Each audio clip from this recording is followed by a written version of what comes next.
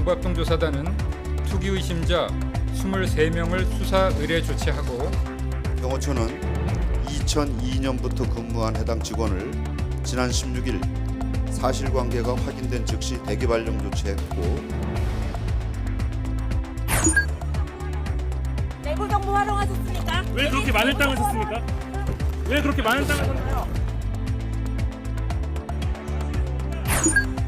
이제 만족하십니까? 원하는 대로 모두 수용해 드리겠습니다. 제가 양보하고 안철수 후보 측의 요구를 전격 수용하는 결정을 하려고 합니다. 접종 당일날 아침에 급성염증과 혈전에 대한 혈액 검사 등을 통해서 정상인 상태에 접종을 하고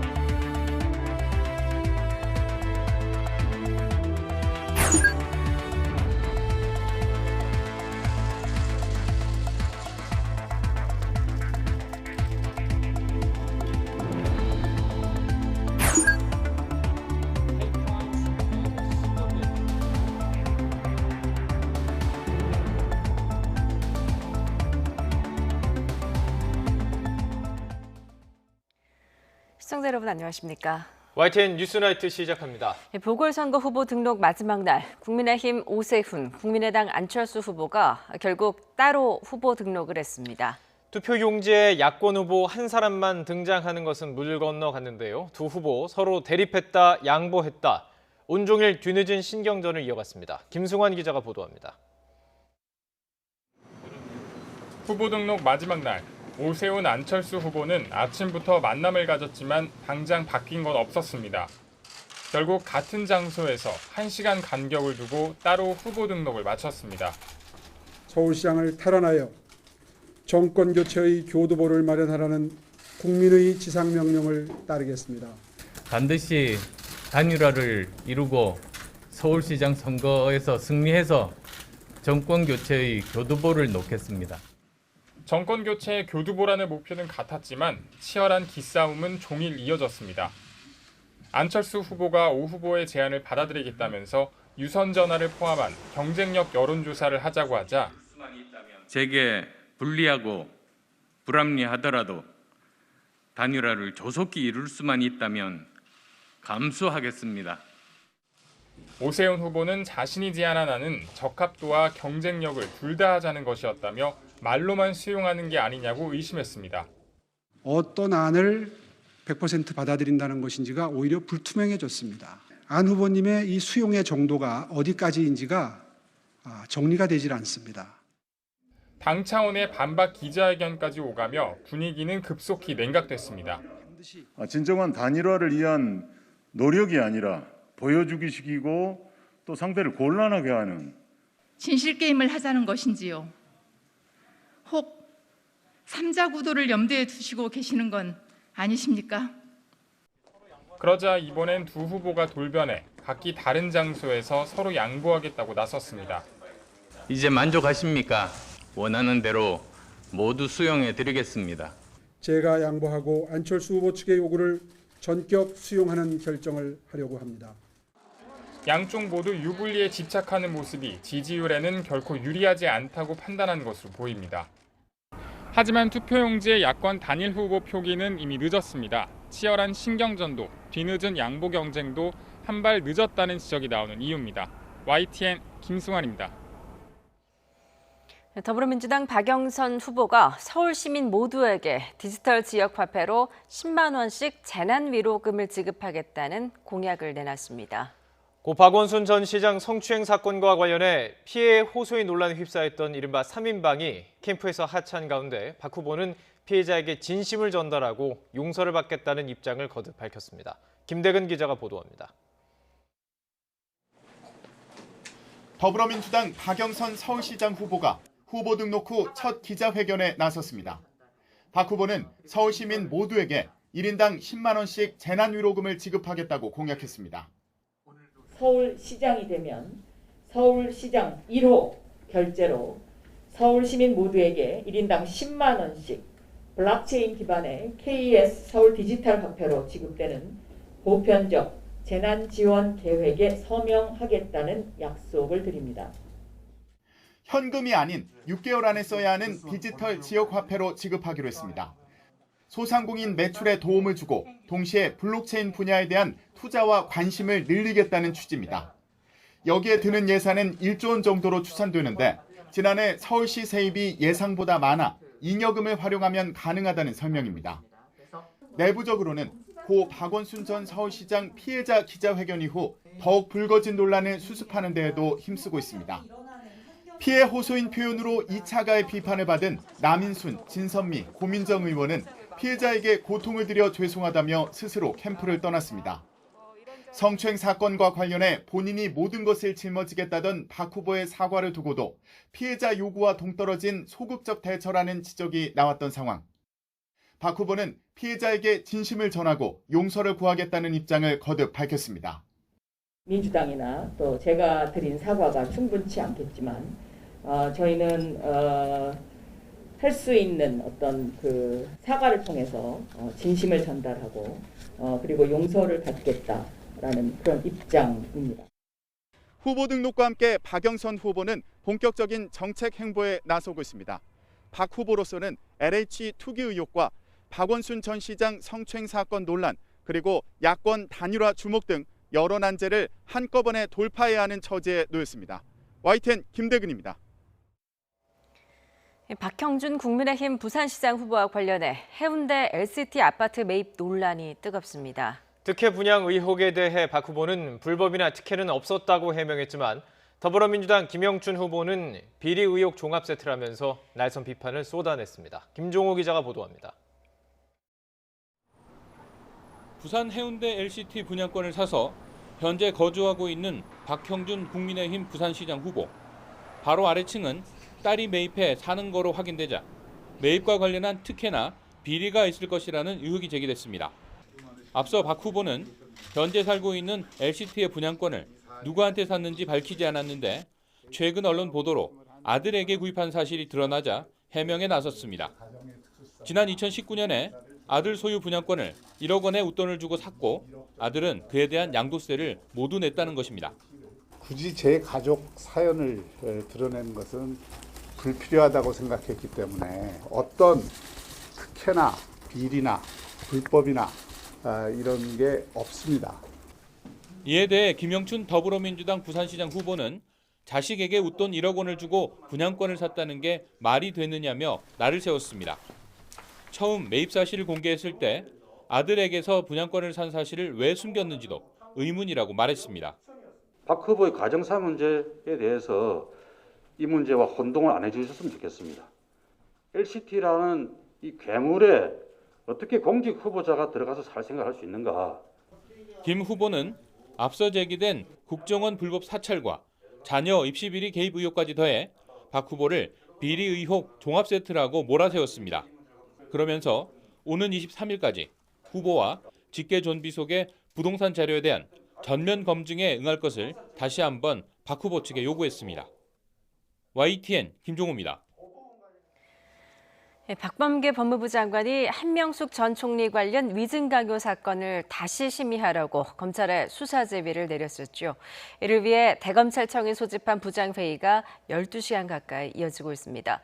공정성을 담보한다는 차원에서 일선 고검장들도 참여를 했는데 표결 등의 절차를 거치면 자정쯤이 돼서야 끝날 것으로 보입니다. 취재기자 연결합니다. 강혜경 기자. 네, 대검찰청입니다. 예, 오늘 오전부터 회의가 계속되고 있는데 오늘 중에는 결론이 나오는 겁니까? 네, 회의가 길어지더라도 오늘 안에는 결론이 나올 가능성이 커 보입니다. 오늘 오전 10시부터 시작된 대검찰청 부장회의는 12시간 가까이 이어지고 있습니다. 한명숙 전 국무총리 재판에서 당시 검찰 수사팀이 재소자들에게 위증을 강요했다는 의혹을 다시 심의하기 위한 회의입니다. 참석자들은 점심에 이어 저녁도 내부에서 먹으면서 회의를 계속 이어가고 있습니다. 회의는 조남관 총장 직무대행 주재로 진행되고 있습니다. 대검부장 7명과 전국 고검장 6명을 비롯해 모두 14명이 위증 의혹이 제기된 재소자 등의 기소 여부를 논의합니다. 오전엔 주로 기록을 검토한 데 이어 오후부터 대검 감찰부장과 이문정 감찰정책연구관 등 감찰 관계자들의 의견을 청취한 뒤 본격적인 토론을 진행하고 있습니다. 워낙 기록이 방대한 데다 이문정 검사 등이 강하게 기소를 주장해온 사건인 만큼 토론이 길어지고 있는데요.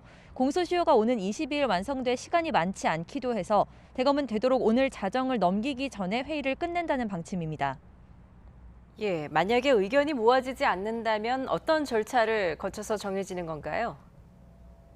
네, 대검 예규에 따라 부장회의는 의견 일치가 안 되면 과반수 찬성으로 의견이 결정됩니다. 회의를 주재하는 조남관 총장 대행과 사건에 관여해온 한동수 감찰부장은 표결에서 빠지고 나머지 12명이 투표에 들어갈 것으로 보입니다. 의견이 모이면 회의 결과는 이르면 오늘 바로 법무부에 보고될 예정입니다.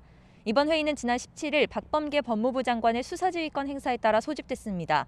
조남관 대행은 수사지휘 이튿날인 어제 내놓은 입장문에서 장관 지휘를 수용한다면서도 공정성 담보를 위해 일선 고검장들까지 회의에 참여하기로 했다고 밝혔습니다. 대검 부장들이 추미애 전 장관 당시 보임돼 대부분 친여권 성향인 점을 고려한 것으로 풀이됩니다. 수사 지휘를 받아들이면서도 고검장 참여라는 일종의 묘수를 꺼내든 겁니다. 고검장들이 회의에 참여하면서 기존의 대검이 이미 판단한 혐의 없음 결론이 유지될 거라는 관측에 힘이 실리고 있습니다. 반면 재소자에 대한 기존 무혐의 처분이 뒤집힐 경우 위증 강요 의혹을 받아온 한 전 총리 사건 수사팀 검사들에 대한 공소시효가 중지돼 수사를 피하기 어려울 것으로 보입니다. 지금까지 대검찰청에서 YTN 강희경입니다. 박범계 법무부 장관은 한명숙 전 총리 재판 위증 의혹에 대해 수사 지휘권을 발동한 게 이른바 한명숙 구하기 차원은 아니라고 선을 그었습니다.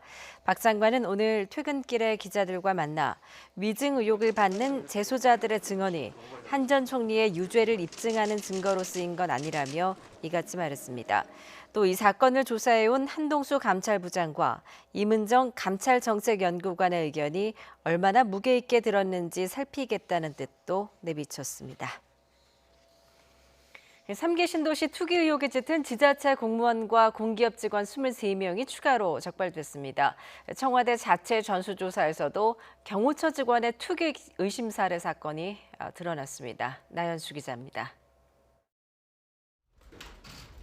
정부 합동조사단이 3기 신도시 관련 지자체 공무원과 지방 공기업 직원 8,700여 명을 대상으로 조사한 결과 28명의 토지 거래 사실이 드러났습니다. 이 가운데 23명은 땅 투기가 의심됩니다. 광명시청 10명을 비롯해 안산과 시흥, 하남시청 직원 등 공무원 18명, 부천도시공사 등 지방 공기업 직원 5명입니다. 나머지 5명은 가족 간 증여로 추정됩니다. 정부합동조사단은 투기 의심자 23명을 수사 의뢰 조치하고 증여 추정 사례 5명의 거래 내역은 특별수사본부에 이첩하여 수사에 활용토록 하겠습니다. 토지 거래 이외에 3기 신도시 인접 지역에서 아파트나 빌라 등 주택 거래를 한 사람도 237명 나왔습니다. 합동조사단은 투기 의혹이 있는지 들여다보기 위해 이들 자료와 함께 이번에 개인정보 제공 동의서를 내지 않은 조사 대상 127명의 명단을 특별수사본부에 넘길 방침입니다. 이번 조사 대상에 포함되지 않은 직원의 배우자와 직계 좀비 속에 대한 조사도 특별수사본부에서 이루어질 것이란 설명입니다. 청와대 행정관 이하 전 직원과 가족에 대한 조사에서는 투기 의심 사례가 발견되지 않았고 대통령 경호처 자체 조사에서 한 건의 의심 사례가 나왔습니다. 2002년부터 경호처에서 근무한 4급 과장으로 재작년 9월 형을 비롯한 가족과 공동으로 광명토지 413제곱미터를 매입했는데 형이 다름 아닌 LH 직원이었습니다. 경호처는 2002년부터 근무한 해당 직원을 지난 16일 사실관계가 확인된 즉시 대기발령 조치했고 명확한 사실관계 확인과 위법성 판단을 위해서 정부합동특별수사본부에 관련 자료를 전달할 예정입니다. 청와대는 3기 신도시와 인근 지역에서 이뤄진 개별 거래 3건을 더 발견했으나 모두 공적 정보를 이용한 투기로는 보이지 않는다고 설명했습니다. 다만 한 점 의혹을 남기지 않도록 관련 사항을 특수본에 전달하겠다고 밝혔습니다. YTN 나인수입니다. 투기 의혹을 받는 LH 직원 3명에 대한 첫 소환 조사가 진행됐습니다. 처음으로 의혹이 불거진 지 17일 만입니다. 김다연 기자입니다. 검은색 승용차에서 갈색 모자를 눌러 쓴 남성이 내리더니 황급히 건물 안으로 들어갑니다. LH 투기 관련 주요 피의자로 꼽힌 직원 강모 씨가 경찰에 출석하는 모습입니다. 내부 정보 활용하셨습니까? 왜 그렇게 많은 땅을 샀습니까? 왜 그렇게 많은 땅을 샀나요? 8시간 만에 조사를 마치고 나온 강 씨는 짧게 입장을 밝혔습니다. 혐의 인정하셨습니까? 네, 성실히 답변했습니다. 땅을 그렇게 많이 사서 뭐 하려고 하셨습니까? 강 씨는 현재까지 의혹이 제기된 직원 가운데 광명 시흥 3기 신도시 개발 예정지 땅을 가장 많이 사들인 것으로 알려졌습니다. 지난 2017년부터 최근까지 신도시 안팎을 가리지 않고 산 땅만 10필지, 모두 합치면 면적만 16,000제곱미터가 넘고 땅값은 64억 원에 이릅니다. 부인은 물론이고 전현직 LH 직원들과도 함께 소유주의 이름을 올렸습니다.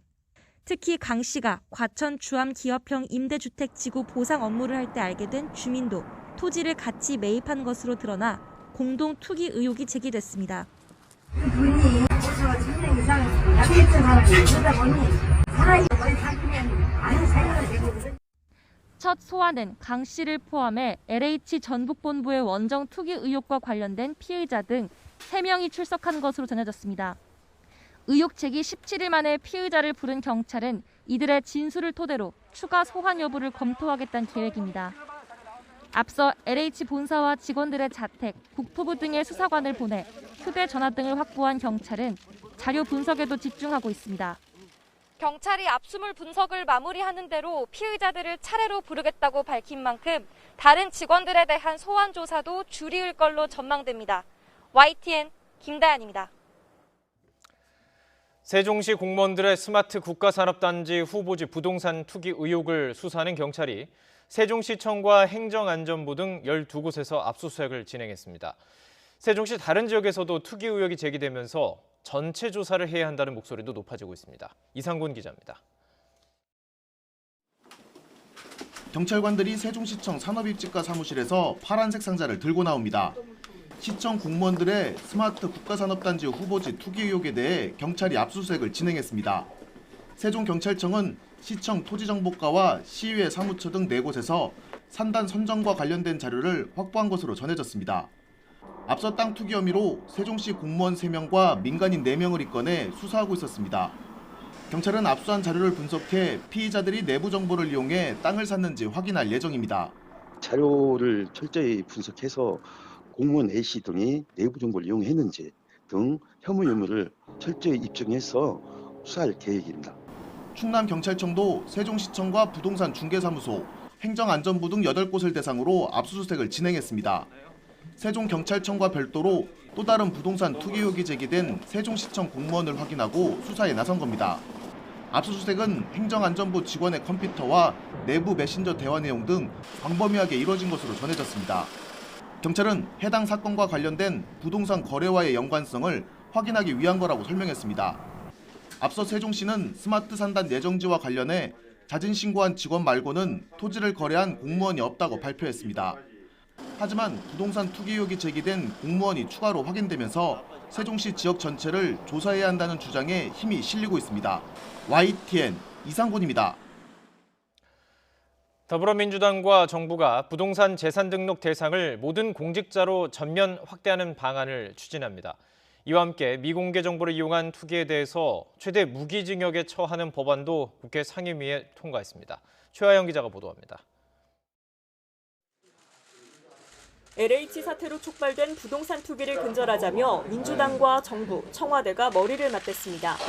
가장 먼저 나온 대책은 공직자의 투기를 사전에 막기 위한 예방책입니다. 당정은 부동산 관련 업무 공직자의 재산 등록 의무화를 시작으로 전면 확대해 나간다는 방침입니다. 직급 고하를 막론하고 모두 재산을 등록하도록 재산 등록제 확대를 검토하고 부동산 신규 취득 시에 사전 신고를 의무화해서 이와 함께 국회는 미공개 정보를 이용해 투기할 경우 5년 이하의 징역이나 3배에서 5배의 벌금을 물리고 투기 이익이 50억 원 이상일 경우에는 최대 무기징역까지 내릴 수 있는 법안도 상임위에서 처리했습니다. 다만 소급 적용은 위헌 소지가 있다는 점에서 삭제했습니다. 현 투기 의혹자들에 대한 대토 보상은 배제하는 방침을 세우셨죠? 네, 지금 내부 규정을 통해서 LH 내부 규정을 통해서 충분히 가능한 걸로. 이와 함께 LH 사태에 검찰의 수사 역량을 최대한 활용하기로 했습니다. 송치 사건 수사 중 검사 수사 개시 대상 범죄가 발견될 경우 직접 수사도 전개해 줄 것을 당부합니다. 정부와 여당은 부동산 투기를 끊어내기 위한 근본 대책을 이달 안에 확정한다는 방침입니다. 하지만 이번 조치로 부동산 정책에 대한 불신 여론을 잠재울 수 있을지는 두고 볼 일입니다. YTN 최하영입니다. 신공항 건설을 앞둔 부산 가덕도 땅 보유자 가운데 미성년자가 26명이나 되고 서울 거주자도 여럿인 것으로 나타났습니다. 국민의힘 가덕도 땅 투기 진상조사단장인 정동만 의원이 가덕도 5개 동 소재 집원 11,860개 중 절반가량을 확인한 결과 토지 보유자 중 26명이 미성년자였습니다. 토지 소유자 거주지는 경남이 428개, 서울이 172개, 경기가 96개로 집원당 면적은 서울 소유자가 부산 소유자의 4배였습니다. 정 의원은 가덕도 신공항 토지에 대한 투기가 나이와 지역을 가리지 않고 이뤄진 것으로 보인다면서 전수조사는 물론 인근 지역도 조사해야 한다고 강조했습니다. 강원도 동해안에 정박 중이던 화물선에서 하역 작업을 하던 노동자 2명이 숨지고 1명이 다쳤습니다. 경찰은 가스 중독이나 질식으로 변을 당한 것으로 보고 조사를 진행하고 있습니다. 송세혁 기자가 취재했습니다. 동해항에 정박 중인 마셜제도 선적 29,000톤급 화물선입니다. 저녁 8시 반쯤 크레인 고리를 풀기 위해 깊이 10m 화물선 창고에 내려간 노동자 44살 김모 씨가 쓰러졌습니다. 사고 현장에는 심한 가스 냄새가 난 것으로 알려졌습니다. 이후 산소 마스크를 쓰고 창고에 들어간 하역업체 직원 42살 박모 씨가 김 씨를 구조하던 중 함께 의식을 잃었습니다. 첫 번째 쓰러진 분 있잖아요. 네. 그분 이제 뭐 살리기 위해서 자기 마스크를 벗어가지고 좀 씌워주고 이런 식으로 했나 봐요. 그렇게 해서 같이 좀 지식 좀 됐나 봐요. 신고를 받고 출동한 119 구조대는 김 씨와 박 씨를 병원으로 옮겼지만 2명 모두 숨졌습니다. 또 동료 49살 김모 씨도 가스를 흡입해 병원에서 치료받고 있습니다. 사고 당시 화물 창고에는 아연 광석가루 10,000톤이 실려 있었고 하역 작업 중이었습니다.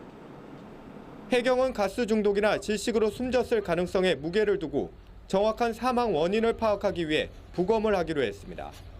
또 고용노동부와 함께 해당 하역 업체에 산업안전보건법 위반 혐의가 없는지 등을 조사하고 있습니다. YTN 송세혁입니다.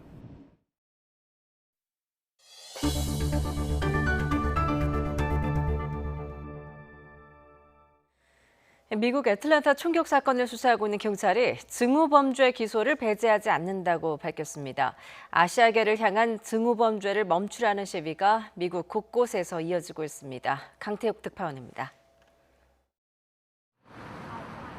한인 4명의 목숨을 앗아간 사건 현장. 희생자들을 애도하기 위한 한인뿐만 아니라 미국인들의 발길이 온종일 이어졌습니다. 인근에서 유학 중인 한인 학생 2명은 아시아인들에 대한 혐오를 그만두라는 피켓을 들고 시위에 나섰습니다.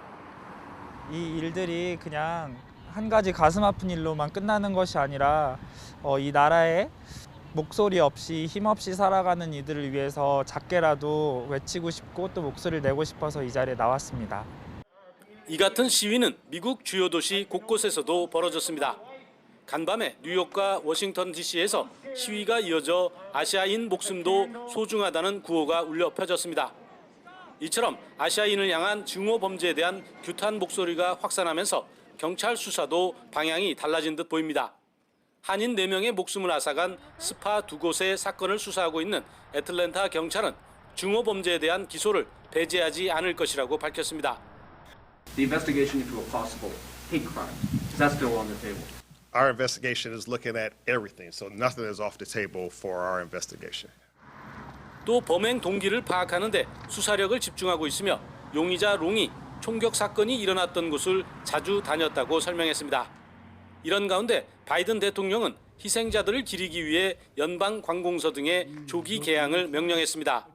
또 해리스 부통령과 함께 애틀랜타를 방문해 아시아계 지도자들과 회의도 열 예정입니다. 코로나 대유행 이후 확산하고 있는 아시아인 증오 범죄가 총격 사건으로 극에 달한 분위기입니다.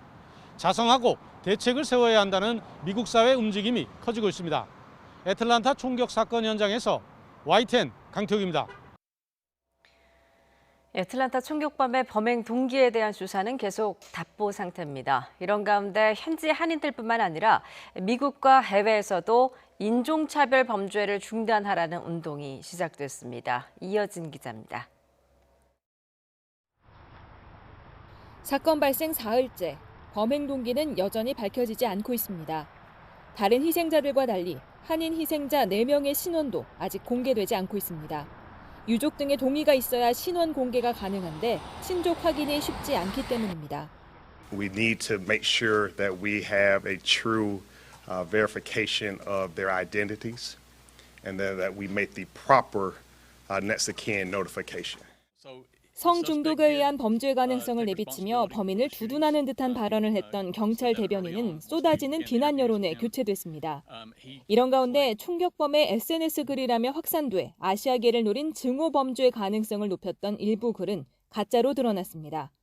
페이스북 대변인이 범인과 관련한 중국 혐오 글에 대해 이 화면 캡처는 가짜이며 자사 정책을 위반하기 때문에 삭제하고 있다고 밝힌 겁니다.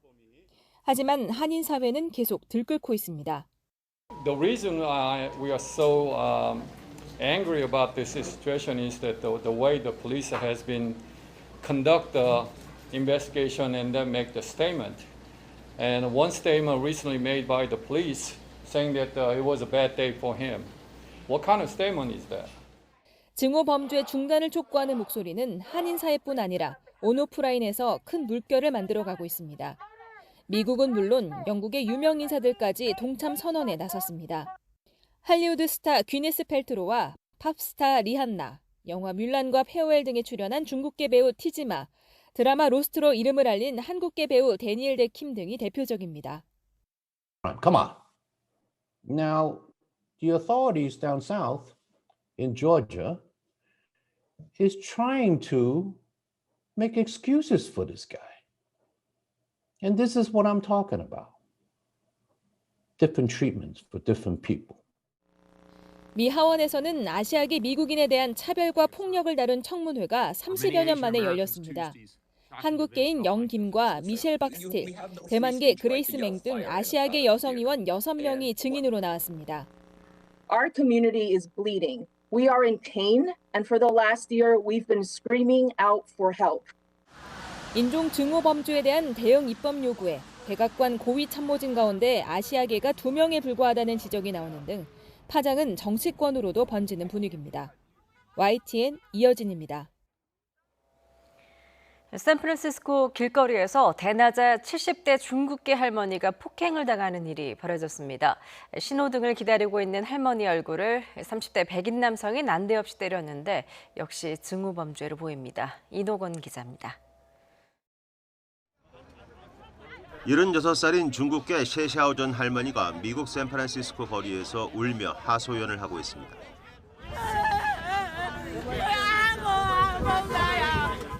얼굴을 맞아 왼쪽 눈에 큰 멍이 들었습니다. 길을 건너기 위해 신호등을 기다리며 서 있는데 누군가 중국인이라고 외치고 곧바로 주먹으로 얼굴을 때렸습니다. 가해자는 39살 백인이었습니다. 근처에서 83살 아시아계 노인을 먼저 폭행한 뒤 경비원이 쫓아오자 달아나다가 할머니도 때렸습니다. 가해자가 또다시 달려들자 할머니는 주변에 있는 나무 막대기를 집어들고 저항했습니다. 가해자 또한 입에서 피를 흘리며 응급 침대에 누워 있는데 어떻게 다쳤는지는 전해지지 않았습니다. 경찰은 인종 증오에 의한 범행인지를 조사하고 있으며 아시아계 거주 지역에 대한 순찰을 강화했습니다. 중국 매체들은 가해자 주변에만 의료진이 있고 공격받은 노인을 돌보는 사람이 없는데 분노한다는 트위터 글을 전했습니다. YTN 이동원입니다. 미국과 중국이 알래스카에서 열린 고위급 회담에서 거친 말싸움을 벌였습니다. 기본적인 인식부터 크게 차이를 보여서 미중 갈등이 단기간에 해결되지 않을 것임을 다시 확인시켰습니다. 베이징에서 강성웅 특파원의 보도입니다. 바이든 행정부 들어 처음 열린 미국과 중국의 고위급 회담. 자리에 앉자마자 미국이 먼저 중국을 향해 포문을 열었습니다. We'll also discuss our deep concerns with actions by China, including in Xinjiang, Hong Kong, Taiwan, cyber attacks on the United States, economic coercion toward our allies. 중국은 자국 영토에 대해 간섭하지 말라고 반박했습니다. 나아가 군사력을 앞세운 미국의 패권 행사가 더 문제라고 지적했습니다. 滥用所谓国家安全的概念来妨碍正常的贸易往来。 하지만 미국은 중국이 기본적인 가치를 공격하고 있다면서 일축했습니다. 중국과의 협력을 배제하지는 않지만 필요하다면 적대적인 상황도 마다하지 않겠다고 응수했습니다. We do not seek conflict, but we welcome stiff competition, and we will always stand up for our principles, for our people, and for our friends. 중국은 미국 내 인종차별 문제도 정면으로 비난하면서 미국의 논리를 강요하지 말라고 맞섰습니다. 要求美方要放弃动辄干涉中国内政的这种霸权的行径，这个老毛病应该改一改了。 양국의 거친 공방이 오가면서 당초 5분 정도로 예상됐던 모두 발언만 1시간을 넘겼습니다. 중국은 회담을 요청한 미국의 책임을 돌렸고 미국은 중국이 규칙을 깼다며 장외 설전도 벌였습니다. 어렵게 성사된 미중 고위급 대면 회담은 분명한 입장 차이를 확인하는 자리였습니다. 베이징에서 YTN 강성웅입니다.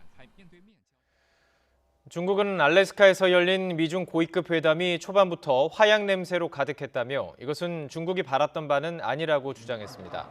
자오리젠 중국 외교부 대변인은 정례 브리핑에서 이번 고위급 회담에서 양국이 거친 설전이 벌어졌던 것과 관련해서 이같이 논평했습니다. 이어 미국의 최북단에 있는 알래스카에 도착했을 때 추운 날씨뿐만이 아니라 주인인 미국이 손님을 대하는 태도도 느꼈다면서 책임을 미국으로 돌리는 듯한 입장을 밝혔습니다. 중국이 일본에 대해서 미국에 종속된 나라라고 원색적으로 비난했습니다. 일본도 반발했습니다. 도쿄에서 이경화 특파원의 보도입니다. 미일 양국은 외교 국방장관 회담 후 공동 성명에서 중국의 해양 진출과 인권 문제를 강하게 우려한다고 밝혔습니다. 중국을 직접 거명하며 두 나라가 함께 비판의 화살을 겨눈 겁니다. 중국 외교부는 즉각 반발했습니다. 일본은 미국에 전략적으로 종속돼 부끄러움을 모른다며 원색적으로 비난했습니다. 일본 정부는 강한 불쾌감을 드러냈습니다. いちいちその発言にコメントは差し控えたいと思いますけれども、日本政府としてそのような発言は全く受け入れられないと考えます。 유일한 동맹국 미국이 일본 외교에서 절대적인 위치를 차지하고 있는 것은 어제 오늘 일이 아닙니다. 모태기 일본 외무성 장관은 바이든 행정부 강요들의 첫 해외 순방지로 일본을 택한 것에 수차례 감사의 뜻을 밝혔습니다. 회의 현장에서도 이름을 부르며 친밀한 분위기를 연출하려는 기색이 역력했습니다. Attorney and General, may I call you Lloyd? Yes. Lloyd. 해외 정상 가운데 처음으로 다음 달 바이든 대통령과 대면 회담을 앞둔 스가 총리도 기대에 부풀어 있습니다. 첫 정상회담은 뒤늦은 코로나19 대응 등으로 반토막난 지지율 속에 그나마 반등을 기대해 볼 수 있는 호재입니다. 이 때문에 다음 달 정상회담이 끝난 뒤 총리가 중의원을 해산하고 선거를 치러 승리한 뒤 연임을 노릴 것이라는 전망까지 나오고 있습니다. 来月の首相のアメリカ訪問の後に解散総選挙に踏み切る可能性があるのではないかという。解散については考えておりません。ただいずれにしろ時期が9月までが任期ですから。 경제적으로는 중국과 뗄 수 없는 관계지만 정치 외교적으로 대립하는 상황. 여기에 미국과 중국의 갈등까지 커지면서 실리를 찾는 일본 외교의 선택지도 좁아지고 있습니다. 도쿄에서 YTN 이경아입니다.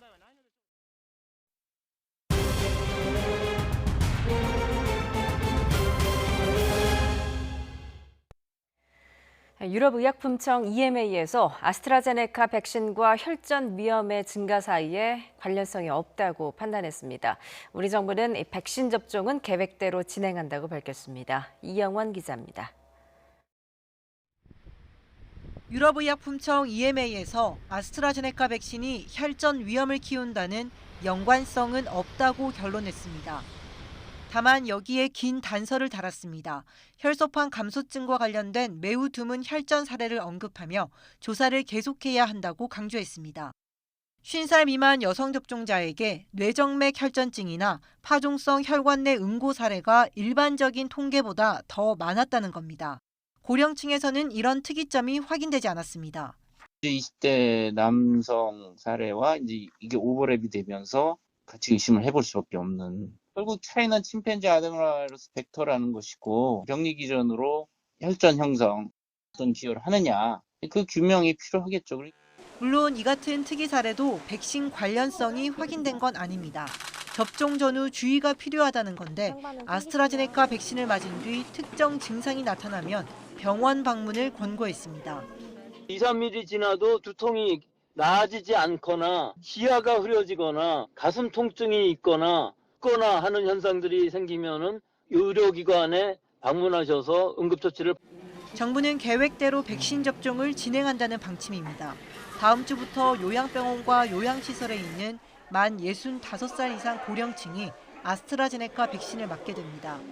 코로나19 감염에 취약한 고령층 접종이 최우선이라는 판단에 변함이 없는 건데 일부 지자체 확인 결과 접종에 동의한 요양병원 환자가 50%대에 그치는 등 동의율이 저조한 것으로 나타났습니다.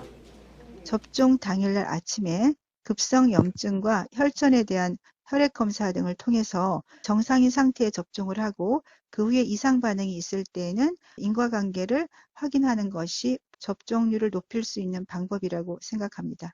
정부는 접종 불안감을 해소하기 위해 EMA 평가 등을 바탕으로 전문가 논의를 거쳐 오는 22일 백신과 혈전 인과성 여부를 최종 발표합니다. YTN 이영훈입니다. 코로나19 백신을 접종한 뒤에 3명 가운데 1명은 발열이나 근육통 증상을 느낀 것으로 나타났습니다. 하지만 대부분은 이 증상이 이틀 안에 없어지기 때문에 응급실을 찾을 필요는 없다고 방역당국은 밝혔습니다. 박홍구 기자입니다. 지난달 26일부터 지난 13일까지 코로나19 백신을 접종한 뒤 병원 응급실을 찾은 사람은 1,100명으로 집계됐습니다. 하지만 이 가운데 80%는 단순한 발열 증상이었고 2.2%, 24명만이 중증 이상 반응으로 분류됐습니다. 13일 0시 기준 전체 백신 접종자 58만 명 중에 0.004%만이 응급처치가 필요했다는 얘기입니다. 이에 따라 방역당국은 접종 후 면역 반응이 나타나는 8시간 뒤부터 다음 날까지는 응급실을 찾지 말고 해열 진통제를 복용하며 휴식을 취할 것을 권고했습니다. 단순한 발열이나 그다음에 근육통 등으로 응급실을 가신다 하더라도 별다른 처치를 하시지 않습니다. 대부분 오래 기다리시거나 접종 후 이상 반응 신고와는 별도로 접종자 18,000명을 조사한 결과에서는 33%, 3명 중 1명은 불편감이 있다고 응답했습니다. 접종 부위 통증, 근육통, 피로감, 두통, 발열 등 면역 형성 과정에서 생기는 증상들이었습니다. 따라서 백신 접종 전에 미리 해열 진통제를 준비해놓고 증상이 나타나면 곧바로 약을 복용하는 게 좋습니다. 가벼운 증상으로 응급실을 찾는 사람이 많아지면 응급의료 체계에 과부하가 걸리고 환자 본인도 발열 체크에서 37.5도를 넘으면 병원에는 들어가지도 못한 채 진단검사를 받아야 할 수 있습니다. 또 37.5도를 넘어가면은 진료를 못 받고 진단검사소로 보내니까 가나마나한 거죠. 병원이 얼마나 불안하겠어요. 그 열나는 환자가 들어와서 코로나가 응급실에도 퍼지면은. 제일 먼저 1차적으로 해야 될 거는 진단검사부터 먼저 받는 것이 답일 수 있다. 다만 증상이 이틀 이상 이어지거나 호흡곤란, 의식이 흐려지는 경우 등 심각한 알레르기 반응을 보일 때는 119에 신고하거나 응급실을 가야 합니다. 정부는 백신 접종 후 휴가 도입과 관련해 어떻게 제도화할 수 있을지 구체적인 방안을 놓고 관련 부처들이 협의하고 있다고 밝혔습니다. 합리적 실행 방안을 마련해 이르면 다음 주쯤 발표할 예정입니다. YTN 박홍구입니다. 정부가 코로나19 백신 수급이 전 세계적으로 원활하게 이루어질 수 있도록 유럽연합의 백신 수출을 신속하게 허가해달라고 요청했습니다. 산업부는 제9차 한유럽연합 자유무역협정 의약품 및 의료기기 작업반 회의에서 이런 내용을 강조했습니다.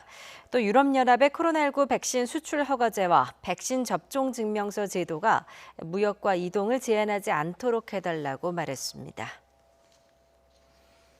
경남 거제에서 이웅주점 집단 감염이 대형 조선소까지 번지자 방역당국이 조선업체 직원 수천 명을 검사하기로 했습니다.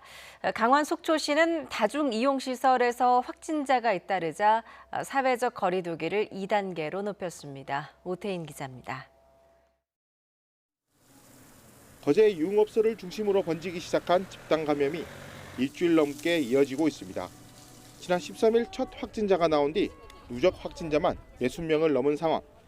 연쇄 감염 불똥이 튄 대형 조선소에서도 20명 넘게 양성 판정을 받았습니다. 구내 식당과 샤워장 등에서도 확진자와 접촉해 감염이 이어지자 건물을 드나던 2,500명을 모두 검사하기로 했습니다. 신속하게 검사를 받는 것만이 추가 감염 전파를 가장 빠르게 차단할 수 있는 방법입니다. 빠른 시일 내에 모두 검사를 받아주시길 바랍니다. 강원 속초에서도 지난 12일부터 자세교정 운동시설과 관련한 연쇄 감염이 이어지고 있습니다. 어린이집과 줌바댄스 학원 등에서 관련 확진자만 60명 가까이 늘었습니다. 속초 인근 고성까지 확산하자 속초시는 사회적 거리 두기를 2단계로 높였습니다. 다중이용시설이나 사업장 등에 대한 어떤 방역수칙 준수라든지 점검 이런 부분과 함께 국민들께서도 일상생활에서의 방역수칙을 철저하게 지켜주시는 것이 무엇보다 중요하다.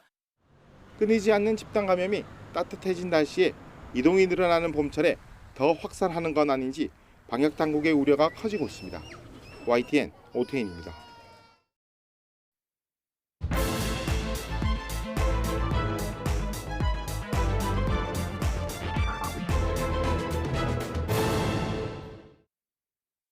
This is still early, but he does claim that it was not racially motivated.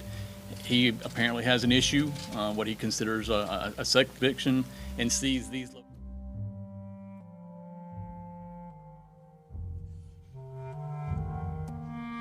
The investigation into a possible hate crime, is that still on the table? Our investigation is looking at everything, so nothing is off the table for our investigation. And he was pretty much fed up and kind of at the end of his rope, and yesterday was a really bad day for him, and this is what he did. The reason why we are so angry about this situation is that the way the police has been conduct the investigation and then make the statement.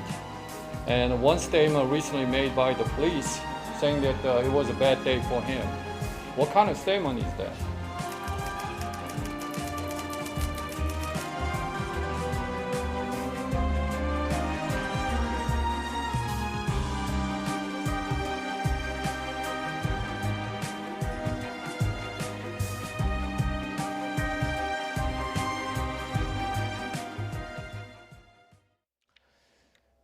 미국 애틀란타에서 연쇄 총격으로 4명의 한국계 여성을 포함한 8명이 희생됐는데 기소된 용의자에 대해 경찰은 범행 동기로 성중독 가능성을 제기했죠. 아시아계를 겨냥한 증오범죄의 가능성도 배제할 수 없는 상황입니다. 현지 연결해서 오늘 이제 미국은 아침인데요. 아틀란타 K 이상현 대표 연결돼서 현지 상황 들어보도록 하겠습니다. 안녕하십니까? 네, 안녕하십니까? 네, 지금 오전이죠. 안녕 주무셨는지 궁금하고요. 네. 잤습니다. 오전에 이제 새로운 소식들이 좀 들어왔을 것 같은데 지금까지 알려진 소식 외에 새롭게 들어온 소식들이 좀 있는지요? 네, 어제까지 아틀란타시 경찰에서 발표를 해서 증오범죄 가능성도 배제하지 않겠다라고 얘기를 했고요. 예. 또 이게 좀 혼동되는 부분이 두 경찰서가 같이 수사를 하고 있다는 것이기 때문에 혼동되는 부분이 있습니다. 예. 체로키 카운티 경찰과 그다음에 아틀란타시 경찰 두 곳에서 사건이 벌어졌기 때문에 두 곳에 이제 지역 경찰들이 수사를 별도로 벌이고 있고요. 네. 그런데 체로키 경찰에서 우리의 수사 권한을 이 조지아 수사국, 조지아 주 전체를 담당하는 수사국에 이양할 수 있느냐라고 문의했다는 그런 소식이 들어와 있습니다. 수사 단계를 이제 주단구로 옮기게 되면 조금 더 수사가 진행이 될 것이고 그때는 어떤 식으로 진행이 될지 아직은 모르는 거군요. 뭐 인정 혐오 범죄를 비롯해서 다각적으로 수사가 이루어지게 될 것이고요. 예. 통합적인 수사가 이루어지지 않을까. FBI도 이미 개입을 해서 수사를 벌이고 있는 것으로 알려져 있습니다. 예, 종합적인 수사들이 이루어지는데 시간이 좀 걸릴 것 같은데요. 가장 문제는 조금 전에 저희가 영상으로 보내드렸지만 그 경찰의 발언 때문이었습니다. 저희가 그 발언을 다시 한번 준비해 봤는데요. 지금 같이 한번 일단 듣고 계속 얘기를 나눠가도록 하겠습니다. The investigation into a possible hate crime, is that still on the table? Our investigation is looking at everything, so nothing is off the table for our investigation. This is still early, but he does claim that it was not racially motivated. He apparently has an issue, what he considers a sex conviction, and sees these locations as something that allows him to go to these places, and it's a temptation for him that he wanted to eliminate. 네, 지금 이 발언이 지금 나오지는 않았지만 뭐 그에게는 매우 안 좋은 날이었다. 배드데이 이렇게 썼습니다. 자, 이 발언 때문에 상당히 문제가 됐는데 좀 일단 궁금한 부분은 이 대변인이 일단 이 자리에서 내려왔습니다. 그렇다면 이제 그 미국 현지에서 한인들이 볼 때 왜 이런 발언을 했을까라는 부분이거든요. 어떻게 판단하고 계십니까? 그 체로키 카운티 경찰이 한 말이었고요. 예. 아까 처음에 나왔던 그 분은 아틀란타 시 경찰이었습니다. 예. 체로키 카운티는 뭐 다 잘 알려져 있지만 백인이 80%를 넘는 백인 카운티고요. 예. 뭐 그 아까 말했던 그 공보관도 그런 백인 우월주의 성향이 있었다는 소셜 미디어가 공개돼서 공경에 처했던 좀 문제가 있었던 인물이었습니다. 예. 그리고 뭐 더 가장 공분을 샀던 이유가 성중독. 뭐 경찰이 발표를 통해서 이런 그 범죄자를 옹호하는 발언을 한 것은 아마 미국에서도 참 드문 일이고요. 예. 하비 와인스타인이라는 그 성추행 그 영화 제작자가 자기의 성범죄 이유로 변호사가 주장을 한 것을 들었어도 경찰이 직접 이렇게 두둔한 것은 처음이었습니다. 예. 그래서 아마 문제가 됐었던 것 같은데 예. 아마 백인 옹호를 위한 그런 발언이 아니었냐 하는 그런 분석들이 나오고 있습니다. 백인 옹호 발언일 수도 있겠다라는 분석이 나오고 있군요. 자, 어쨌든 지금 현재 그 팩트만 보면은 그 증오범죄 가능성이 제기된 상태에서 그 발언이 이겁니다. 모든 가능성을 열어두고 수사를 하고 있다라는 거죠. 증오범죄일 수도 있다라는 정도까지만 인정을 한 상태입니다. 그렇죠? 당연히 증오범죄 가능성이 있고요. 예. 아시아계 여성만 노렸다는 점만 보고도 결과만 보고도 증오범죄를 수사를 해야 되는 것이 맞습니다. 예. 그래서 뭐 꼭 해야 되겠다라고 단언은 안 했지만 예. 증오범죄를 수사할 것으로 보고 있고요. 예. 또 FBI가 이제 개입을 했다는 얘기는 연방 차원에서 그런 혐오 범죄들 그런 적용을 좀 검토하겠다는 얘기니까 아마 진행이 될 것으로 보입니다. 예. 자, 그렇다면은 이 지금 용의자라고 지금 현재로서는 불러야 될 것 같습니다. 이 용의자는 현장에서 잡힌 이후 용의자는 성중독 때문에 이게 문제였다라고 주장하고 있는 상황으로 지금 보이고 있는데 경찰의 발언에 따르면요. 그다음에 이렇게 성중독 때문이라고 이야기하는 그 근거도 있을 것 같은데요. 지금 어떻게 파악이 되고 있습니까? 예, 본인이 일단 치료를 받았었고요. 예. 6개월간 입원은 아니지만 이제 재활치료시설에서 치료를 받았었고 이 문제 때문에 가족들과 끊임없는 다툼이 있었던 것으로 이제 확인이 됐습니다. 예. 그리고 무엇보다 이제 변호인은 이제 그 지역에서는 좀 유명한 변호 로펌을 사서 이제 변호인이 이제 개입이 됐는데 아마 변호인 입장에서도 이런 성중독이면 정신질환이 되니까 정신질환 쪽으로 이제 이 얘기 좀 몰아가서 뭐 앞으로 재판 과정에서 형량이나 여러 가지 문제들을 좀 부드럽게 만들고 좀 경감시키기 위해서 그런 전략을 취한 것이 아니냐라는 그런 또 이야기들이 나오고 있습니다. 예.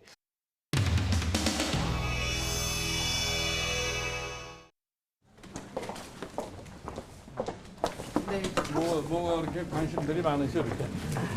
그리고 외람된 질문이지만 안철수 캠프 쪽에서 이제 사모님 관련해서 열심히 공세를 하고 그 사람은 내가 보기엔 좀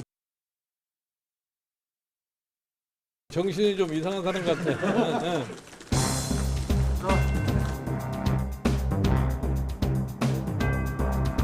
오수정권 대권 재창출, 정권 재창출에 직접 참여하고 계시는 이분의 입을 누가 막을 것인가. 오늘 우리가 한번 멋지게 한번 서로 토론을 하면서 야권 단일화의 장애물은 김종인 위원장에게 있다. 근데 지금 와서 안철수가 후보가 돼버리면 자기는 1년 동안 한 게 없어요. 이번 후보를 출마시켜야 됐다는 자기 욕심 때문에 이 단일화가 안 되고 있는 거예요. 장애물이 제거되지 않으면 이 단일화 안 될 겁니다. 스무스하게 아름다운 단일화로 가야 되는데 비대위원장이 안철수를 정말 이성을 잃고 저주에 가까운 그런 비난을 퍼붓고로서 사람을 이렇게 상처를 많이 입히고 연쇄타격이죠.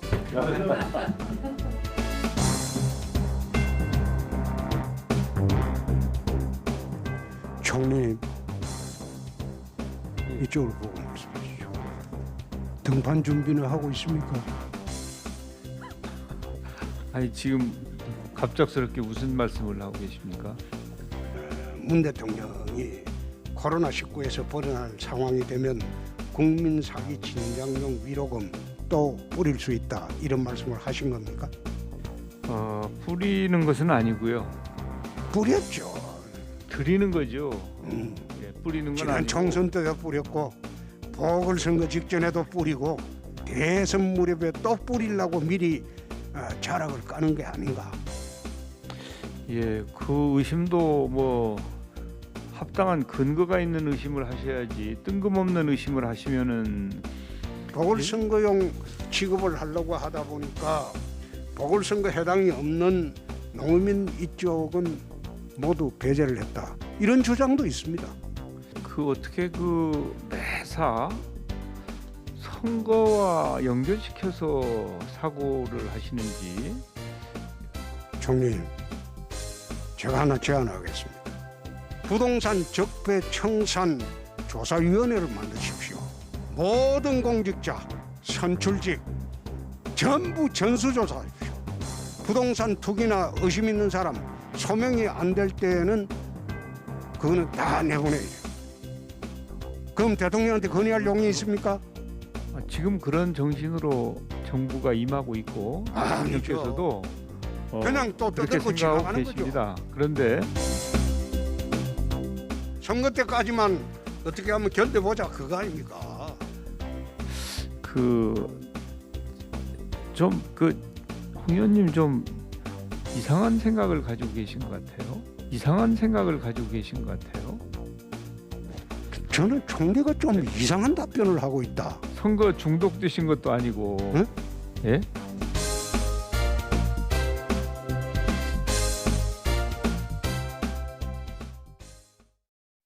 충북 지역에도 산업단지 개발 예정지에 보상을 노린 듯한 조립식 주택이 우후죽순 들어서 있는데 충청북도와 각 시군이 조사에 들어갔습니다. 이성우 기자입니다. 마을 어귀를 들어서자 조립식 주택이 곳곳에서 눈에 들어옵니다. 주택이 다닥다닥 붙어 있는데 언뜻 보기에도 지은 지 얼마 안 돼 보이는 건물입니다. 일부 지역에서는 주택을 짓기 위한 공사가 진행 중인 곳도 있습니다. 근처 토지에는 묘목들도 촘촘하게 심겨 있습니다.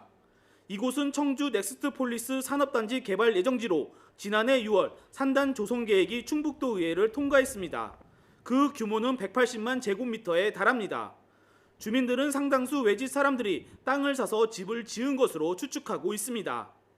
그때 저희들은 아니고 하고서 그래고 산업단지가 된다니까 그렇게 진 거예요. 작년하고 올해 세상에 그렇게 많이.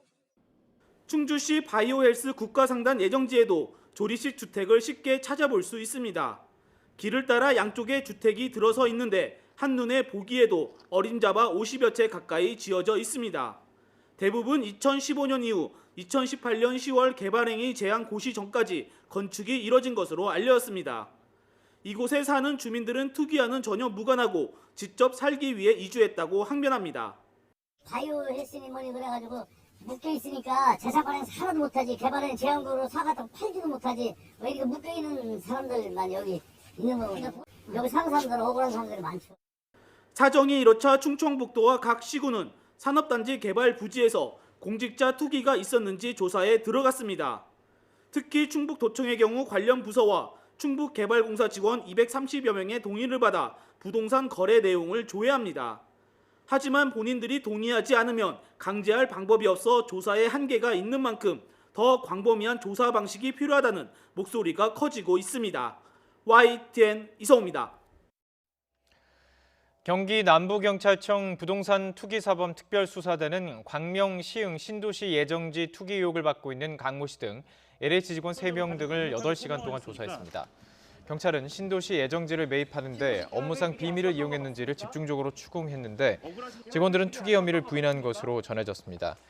LH 경기 지역 본부에서 보상 업무를 맡았던 강 씨는 부인과 전 현직 LH 직원들은 물론 보상 업무를 하면서 만난 주민들과 함께 신도시 내 외곽 땅 64억 원어치를 사들여 투기 의혹이 강하게 제기됐습니다. 당정이 LH를 토지와 주거 2개 부문으로 쪼개는 방안을 검토하고 있습니다. 또 부동산 투기를 바로잡기 위해서 부동산 거래 분석원을 조기에 출범시키기로 했습니다. 신윤정 기자가 보도합니다.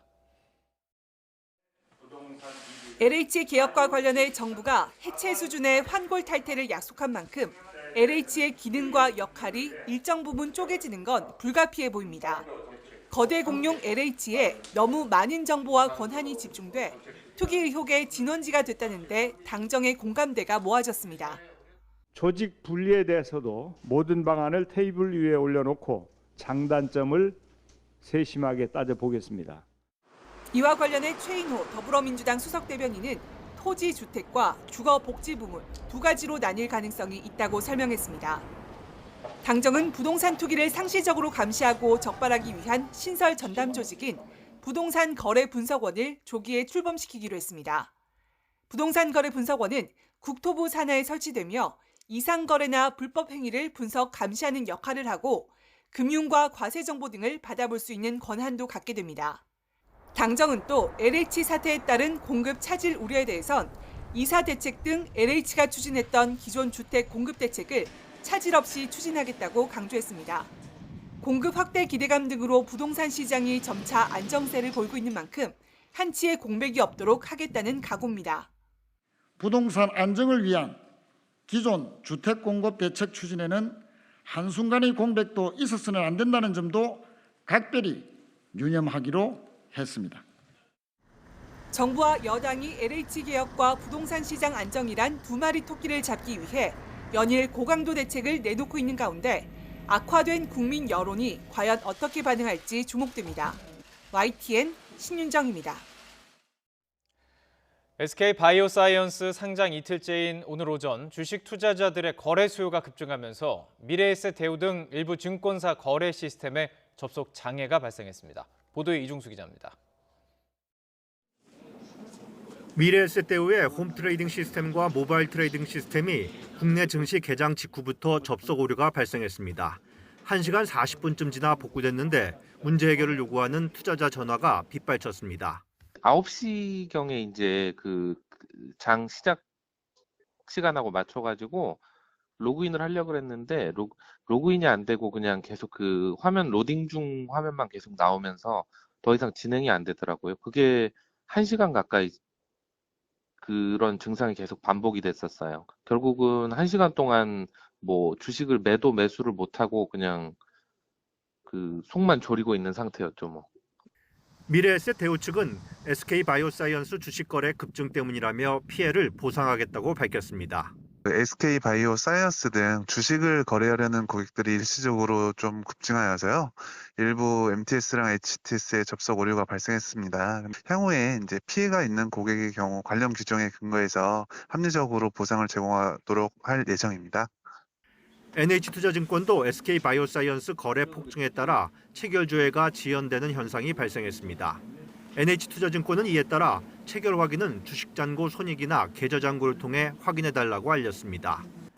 한국투자증권의 경우 일부 이용자들이 네트워크나 단말 등에서 접속 지연을 겪었는데 회사 측 서버에는 문제가 없었던 것으로 확인됐습니다. 이 밖에 토스증권도 오전 한때 일부 접속 장애나 지연 현상이 발생했습니다. SK바이오사이언스는 공모주 청약 과정에서 한 주씩 받은 소액 주주가 많기 때문에 개인별 접속량이 다른 종목보다 훨씬 많은 것으로 업계는 파악하고 있습니다. 상장일 더블 상한가를 기록했던 SK바이오사이언스는 전일 종가보다 1.48% 하락하면서 2,500원이 준 16만 6,500원에 거래를 마쳤습니다. YTN 이종수입니다. 서울시 공무원 간첩 조작 사건 피해자 유우성 씨의 동생 유가려 씨가 국가정보원 직원들에게서 폭행을 당했다면서 거짓 진술을 또 강요받았다고 거듭 증언했습니다.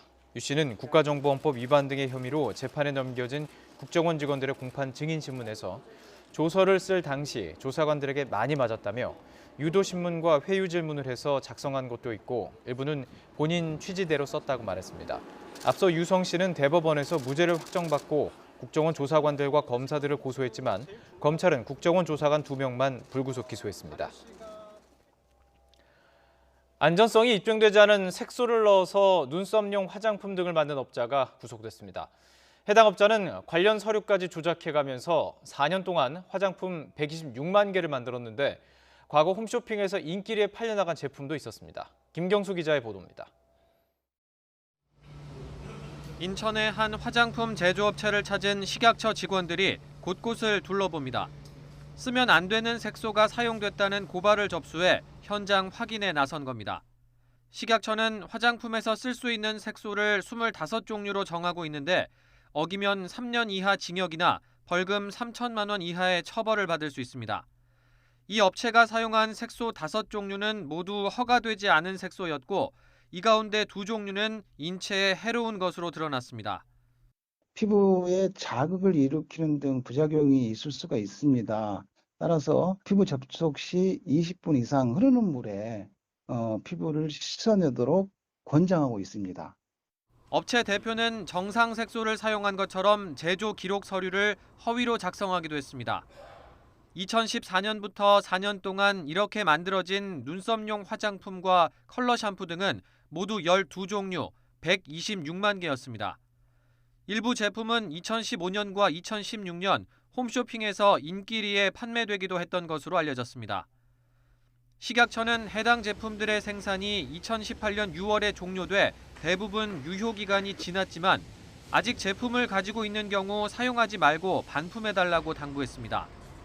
제조업체 대표를 구속한 식약처는 판매업체들의 3개월 업무정지 행정처분을 검토하고 있습니다. YTN 김경수입니다. 저출산이 문제라고 생각하는 한국 여성 비율이 다른 나라에 비해서 높은 것으로 나타났습니다. 공익재단법인 일본재단이 지난 1월부터 2월까지 한국과 일본, 미국, 중국 등 8개국에서 각각 여성 500명을 대상으로 조사한 결과 한국 여성의 80.6%가 저출산이 문제라고 응답해서 조사 대상국 중 가장 높게 나타났습니다. 한국 여성 다음으로는 일본과 이탈리아, 중국 순으로 나타났습니다.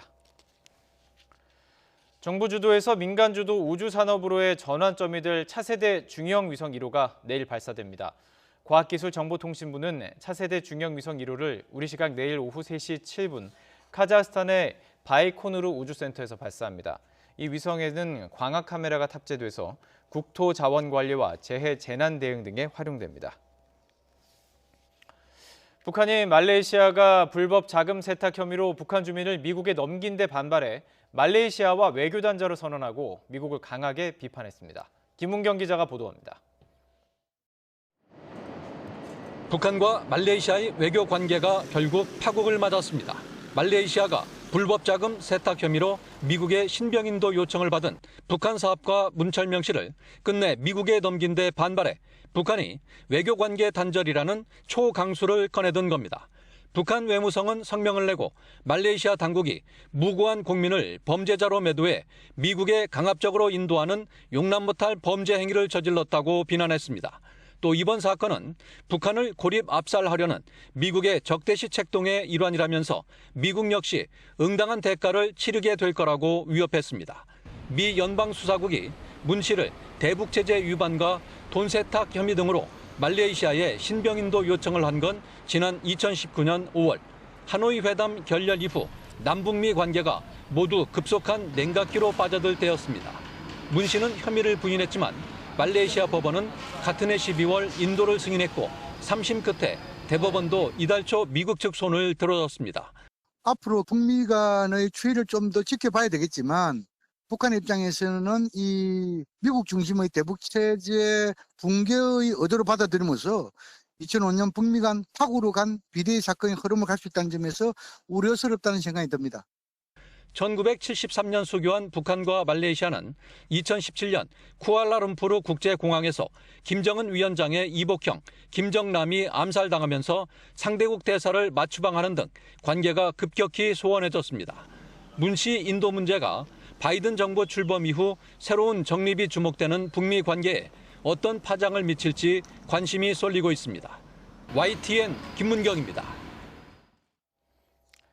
말레이시아 정부는 북한의 단교 선언에 대해 상호 존중 정신과 국제사회 구성원 간 우호 관계를 무시했다고 비난했습니다. 또 쿠알라룸푸르 주재 북한 대사관 직원들에게 48시간 안에 떠날 것을 명령하고 2017년 김정남 암살 사건 이후 사실상 폐쇄된 평양 주재 말레이시아 대사관 철수를 공식 발표했습니다.